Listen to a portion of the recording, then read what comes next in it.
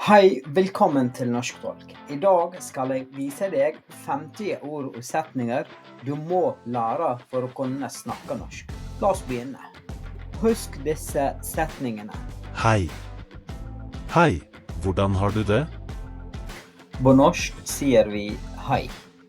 Men vi kan si også hallo, hei sann, hei hei, halla, hei på deg. God morgen. God morgen. God morgen. Har du sovet godt? God dag. God dag. God dag. Hvordan har du det? God kveld. God kveld. God kveld. Hvordan har dagen din vært? Hvordan går det? Hvordan går det? Hei, hvordan går det med deg? Her er det noen uttrykk som betyr det samme som hvordan går det. Hvordan går det med deg? Hvordan har du det i dag? Hvordan har du det? Hvordan står det til? Hva skjer? Hva er nytt? Hverdagsuttrykk. Takk. Takk. Takk for gaven. Du kan si også tusen takk, mange takk, takk så mye, hjertelig, hjertelig takk, tusen takk skal du ha. Beklager, beklager. Hei, beklager forsinkelsen, jeg er nettopp kommet. Unnskyld, unnskyld, unnskyld, det var ikke meningen å såre deg.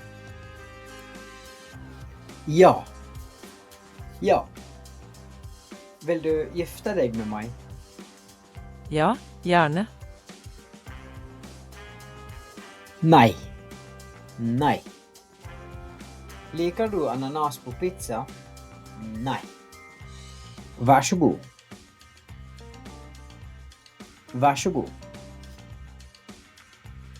Vær så snill. Vil du være så snill å hjelpe meg med å strekke beinet? Selvfølgelig. Hva heter du? Jeg heter William. Hyggelig å møte deg. I like måte. Hvor kommer du fra? Jeg kommer fra Ukraina. Kan du snakke norsk? Ja, jeg snakker engelsk, ukrainsk og litt norsk. Familie og relasjoner. Familien min. Far. En far. Min pappa. Mor. En mor. Min mamma. Sønn. En sønn. Datter. En datter. En søster. En bror. De er søsken. Venn. En venn. Vi er venner. Mat og drikke. Jenten spiser mat. Maten er god. Damen drikker kaffe. Damen ler. Jeg er sulten. Det er en matbutikk i nærheten. Vi kan handle mat. Brød. Vann. Kaffe. Te.